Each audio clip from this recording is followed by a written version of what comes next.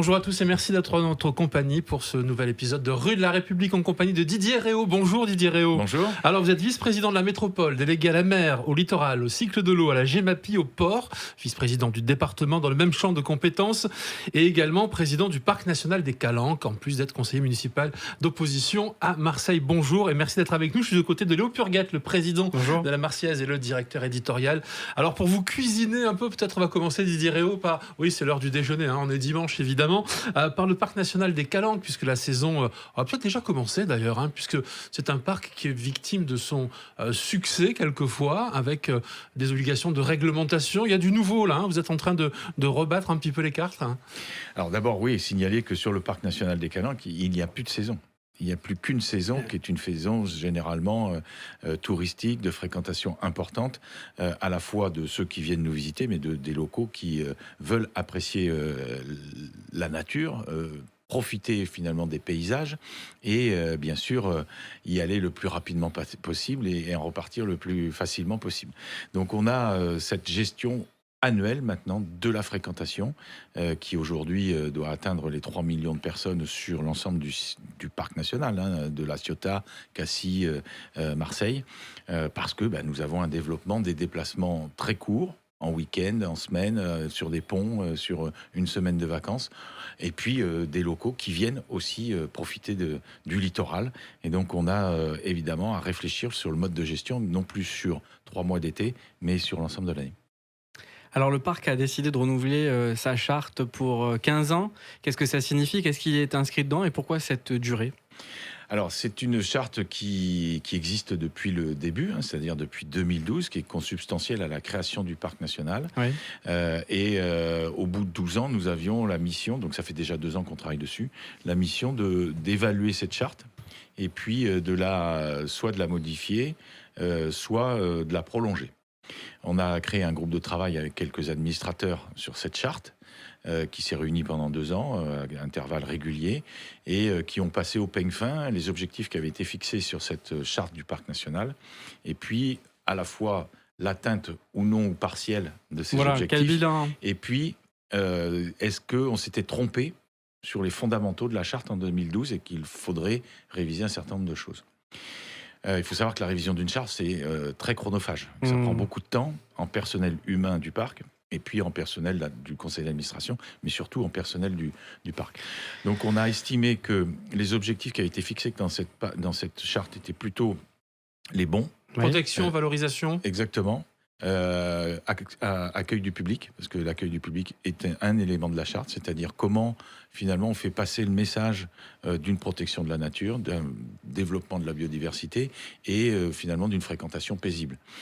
Et on a estimé que tous ces objectifs étaient plutôt les bons et qu'on avait par contre sans doute un rythme de réalisation de ces objectifs qui n'était pas suffisamment important pour que ça soit visible. Donc plutôt que de réviser l'ensemble de la charte, on a préféré la prolonger en se disant on la prolonge encore de 12 ans, de façon à ce que nous ayons maintenant, en ayant un peu plus de moyens sur les humains et financiers de la part de l'État, évidemment que nous avons les moyens d'atteindre ces objectifs-là. Donc c'était pas un problème de fondamentaux et d'objectifs, mais plutôt de mise en œuvre de l'ensemble de ces objectifs. Voilà pourquoi le conseil d'administration, dans son unanimité, a choisi de renouveler la charte. Alors il y a des moments où il faut être un petit peu plus sévère avec le public qui vient en nombre, vous l'avez dit, qui est victime donc de son succès, notamment l'été. On a vu que Sugiton avait eu une jauge qui était limitée. On est reparti à peu près pour la même chose, et y compris pendant la pluie de saison finalement.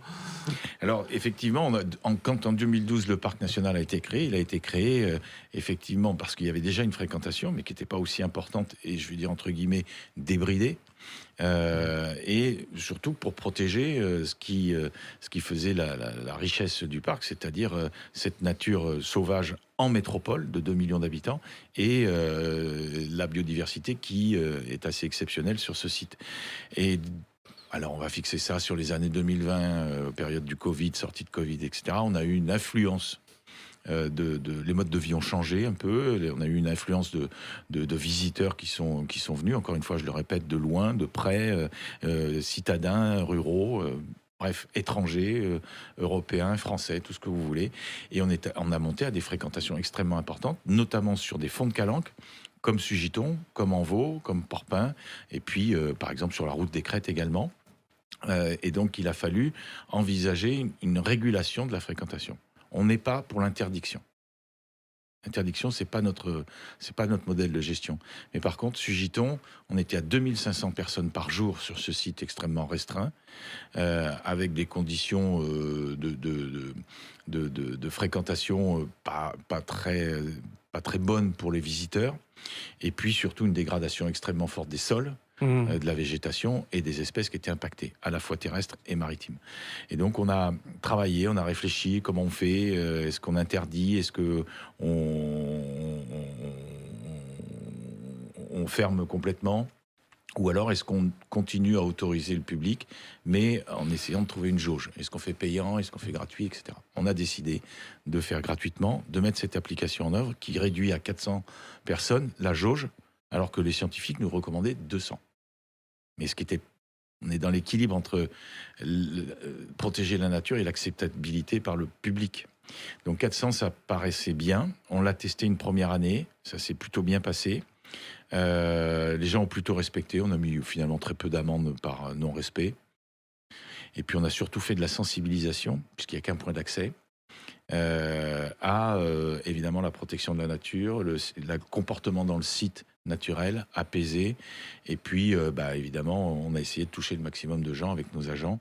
Et puis, Alors, la logique, c'est vraiment de dire, on est en capacité, par site, de trouver un moyen de gestion. Sugiton, ça a été Qui est sur mesure. Ça a été l'application qui a très, très bien marché. À Envaux et à Porpin, on a réduit un certain nombre d'usages. Par exemple, le VTT n'est plus possible à Envaux, parce que quand on pédalait pour remonter, c'était un peu compliqué. Donc, on réfléchissait avant de partir. Avec le vélo électrique, c'est plus pareil. On remonte très facilement. Le canoë-kayak, on se retrouvait avec 60 canoës-kayak bitchés sur la plage. On les a repoussés sur un filin. Et puis, on a interdit, effectivement, aussi le mouillage à Envaux, à Porpin, en se disant, si dans ces deux calanques emblématiques du parc national des Calanques, on n'est pas capable de les protéger complètement, ça ne vaut pas la peine de faire un parc. Alors ça, c'est la philosophie générale. Il y a un événement exceptionnel qui va arriver bientôt avec la flamme sur le Belém. Comment vous anticipez tous ces visiteurs, tous ces spectateurs qui vont avoir envie de s'approcher du rivage pour assister à la parade? Alors c'est un sujet que nous travaillons depuis déjà plusieurs mois avec l'ensemble de nos partenaires, notamment la ville de Marseille et la métropole, qui sont directement impliqués dans la gestion de la route du littoral, si on peut dire, entre la Pointe-Rouge et Callelongue. Et il est évident que pour voir le Belém, le public va certainement se déplacer à Montrose et puis un peu plus loin pour le voir passer au plus près et dans un site exceptionnel. Et qu'on aura, et on a déjà depuis plusieurs années, des embouteillages phénoménaux. Vous les montrez régulièrement dans vos colonnes, qui ne sont pas satisfaisants, à la fois pour la sécurité des habitants et des visiteurs, éventuellement, mais aussi pour une bonne gestion d'un trafic routier qui doit passer maintenant plus sur le déplacement doux, c'est-à-dire le vélo notamment, les trottinettes, mais aussi sur le transport en commun à un niveau de charge qui permette d'accueillir l'ensemble des visiteurs. Donc ça nécessitera un certain nombre de réaménagements de la voie, donc de la route du littoral, qui pose des questions en termes de réglementation du stationnement, acceptabilité aussi par les habitants de voir disparaître des places de stationnement, que les visiteurs, les clients des restaurants notamment, puissent aussi approcher, et qu'on ait, alors là la RTM est prête, des bus qui puissent augmenter en capacité, puisqu'on passerait de 15 à 20 places à 60 places par bus, et ensuite accueillir, qu'ils puissent faire demi-tour à Callelongue. Alors un rond-point va être fait, le parking des gouttes va être remis en état, et puis on va trouver des solutions, notamment entre le Montrose et Callelongue, pour que y ait moins de voitures dans la rue, pour que ça soit plus circulable. Est-ce que vous pensez que la balance entre les avantages et les inconvénients de ces grosses journées, que vont être par exemple le 8, le 9 mai, sera positive ou négative pour les gens qui vivent ici chez nous, pour les Marseillais et les autres? Je pense qu'on ne peut pas avoir le beurre et l'argent du beurre. On ne peut pas avoir les Jeux Olympiques et tout ce que ça implique comme un investissement de la part des collectivités locales, bien sûr, mais surtout de l'État sur un certain nombre de sujets, notamment la marina olympique. Et on peut être fier de cette marina olympique, puisque c'était une base qui avait été imaginée et créée par Gaston Defferre à cet endroit-là. Et il a eu cette idée merveilleuse, puisque c'était au centre-ville. Il était passionné de voile.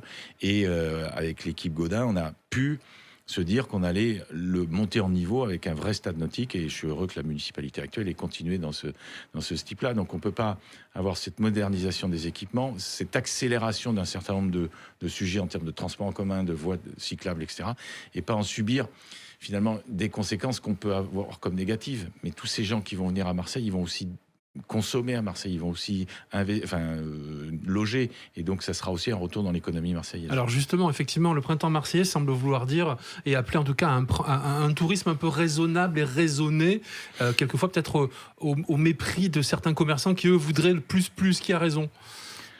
Comme partout, vous allez me dire, je suis un peu ni plus ni moins, mais c'est pas normand. C'est une question, non, c'est une question d'arriver à trouver un équilibre. Et je pense que dans nos vies, on cherche toujours la position d'un équilibre. Donc, le tourisme de masse, on le voit bien dans certaines villes, est dévastateur. Si on prend Venise, si on prend quelques villes italiennes, Sienne, ils mettent en place un certain nombre de dispositifs. Mais à Rome, ça fait longtemps qu'il y a une ZTL. À Portofino, on ne peut pas s'arrêter dans certaines rues. On est obligé de continuer de marcher. Exactement, parce qu'il y a trop de monde et qu'il faut bien trouver des solutions qui permettent de réguler.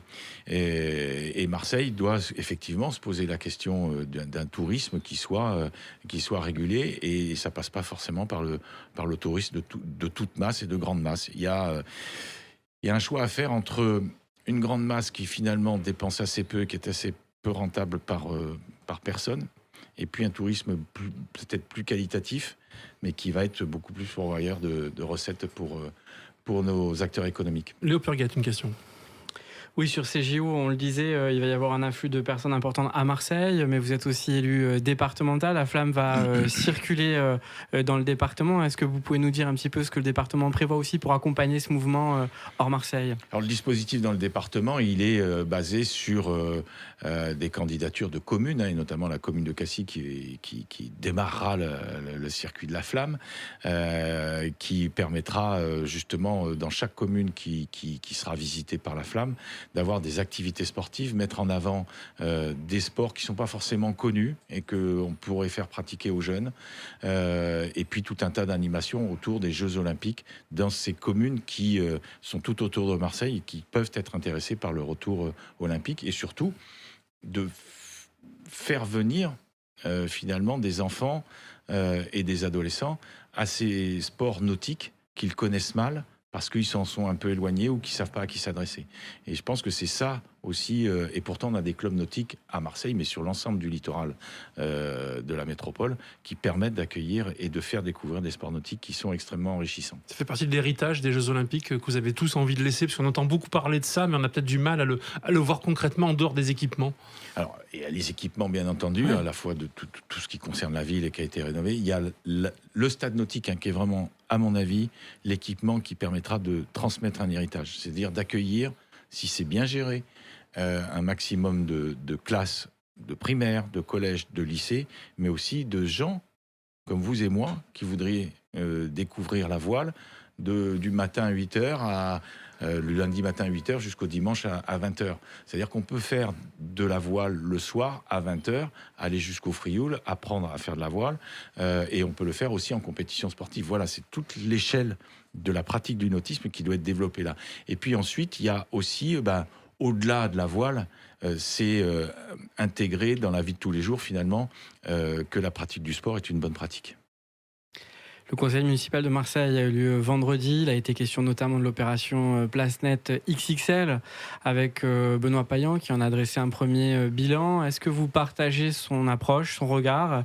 Est-ce que vous pouvez nous livrer votre point de vue sur cette opération ? Bon, moi je pense que c'est bien de faire de la com, Place Nette XXL, tout va très bien, on est là, le président de la République, Macron est là, etc.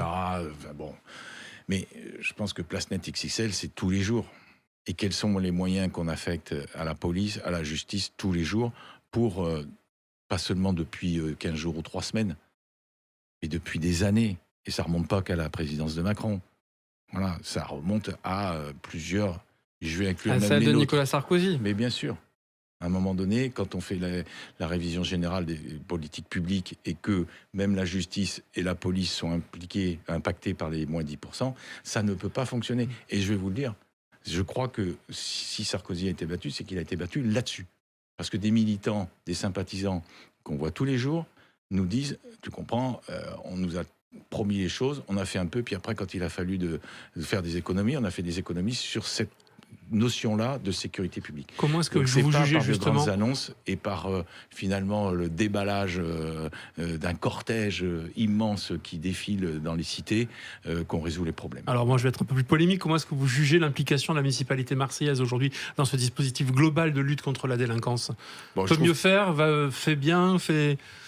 je pense qu'elle peut nettement mieux faire, ça c'est clair. Et on Que peut ce que vous faisiez vous? On peut tous mieux faire. Oui, peut nettement mieux faire que ce qu'on faisait nous, même si les municipalités, vous le savez, et les collectivités n'ont pas les compétences en termes de sécurité et en termes de justice. Donc il y a, je pense, une police nationale et une gendarmerie nationale qui fait le job avec les moyens qu'elle a, et ce qui, à mon avis, pénalise derrière l'efficience de ces services, c'est que c'est pas la justice qui est en cause. C'est finalement les lois qui sont parfois contradictoires, trop contraignantes pour les juges, qui ne peuvent pas faire appliquer un certain nombre de peines parce qu'il n'y a pas non plus de places de prison supplémentaires.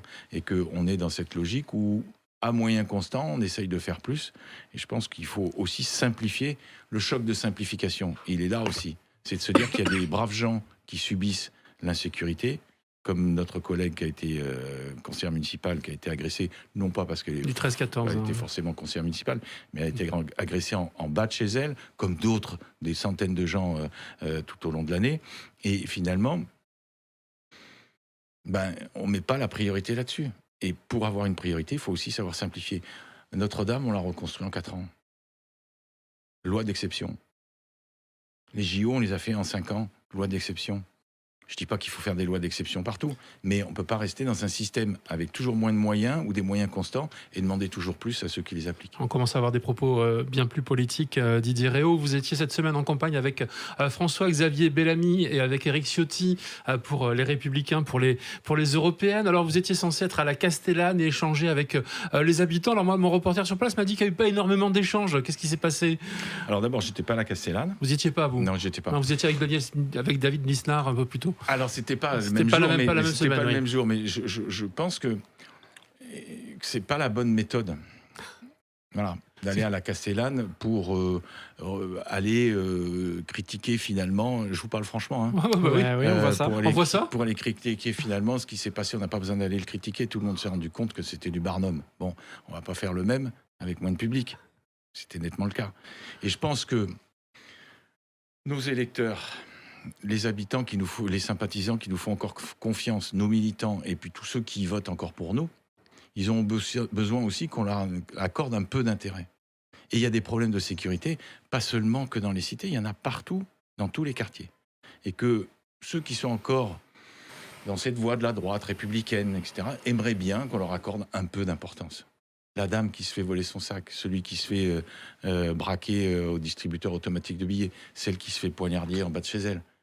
Ils n'habitent pas dans la Castellane forcément, ils habitent dans des quartiers qui sont tout autour de la ville. Et je pense que marquer le fait que le politique ne s'intéresse pas qu'aux choses qui sont ultra visibles, commentées et qui vont venir les caméras, et que ça s'adresse aussi aux quartiers et aux Français qui vivent paisiblement dans des quartiers ou qui souhaitent vivre paisiblement dans ces quartiers, c'est aussi la marque de la fabrique DLR qu'elle doit porter, c'est tout. Alors justement, est-ce que ce n'est pas un peu révélateur de la difficulté de positionnement des LR qui parfois collent aux macronistes, qui parfois collent au RN et qui ont un petit peu un espace qui se réduit comme peau de chagrin? Alors, il se réduit comme peau de chagrin parce qu'effectivement, on a subi, l'arrivée du président Macron, très clairement, hein, et qu'un certain nombre de nos électeurs, en grand nombre, sont allés voter pour Emmanuel Macron. On ne va pas revenir sur les raisons. Mais je crois qu'on ne peut pas être, nous, dans l'entre-deux. Et il faut que nous soyons sur une doctrine que nous définissions, qu'on connaît, qui est une doctrine généralement plus axée sur le côté libéral, sur le côté économique, sur le côté responsabilité, sur la liberté et sur la dignité qu'elle procure. Et donc je ne sais pas si vous avez eu le temps de le voir, mais c'était exactement le message qu'a pu développer David Lisnard. Je reviens à David Lisnard il y a quelques jours à Marseille, où on avait à peu près 500 personnes qui sont venues le voir et qui a développé ce discours de la liberté et de la dignité. Et c'était les fondamentaux de droite. Et il faut qu'on nous revenions à ces fondamentaux. Et on voit bien que tous ceux qui sont allés aujourd'hui à Renaissance en reviennent. Bien sûr, mais néanmoins, vous avez une difficulté, c'est que vous partez seul aux européennes et qu'en même temps, des grands élus qui sont issus de votre propre famille politique, qui se sont rapprochés du macronisme depuis, appellent pour les municipales à un grand rassemblement. Alors comment y comprendre quelque chose quand on est un électeur ? Alors, d'abord, je crois que on a fait une bonne partie du chemin ensemble, tous, depuis une bonne trentaine d'années. Et on se connaît tous. Et vous le souhaitez aussi, ce rassemblement ? Je pense qu'il faudra que nous ayons une équipe pour gagner. Donc il faut être assez intelligent pour se retrouver sur nos fondamentaux, sans a priori sur les étiquettes politiques ou les affinités avec les uns ou les autres. Et si nous voulons que cette ville reparte, qu'elle continue à se développer, qu'elle continue à assurer à sa population une certaine sécurité et qu'elle puisse aussi être apaisée, il faut que nous ayons une équipe solide, une équipe de gens compétents et qui sont en capacité de partager finalement une gestion que nous avons menée et qui finalement, je crois, est regrettée par les Marseillais. Voilà, c'était la conclusion et peut-être la profession de foi ou un début de profession de foi de la part de Didier Réau, qui était en notre compagnie en ce dimanche dans Rue de la République. Merci 1000 fois d'être venu ici chez nous sur le plateau de Maritima. Bonne journée à vous. Merci à vous. Et merci à Léo journée. Purguette qui m'accompagne chaque semaine. À la semaine prochaine pour une autre émission.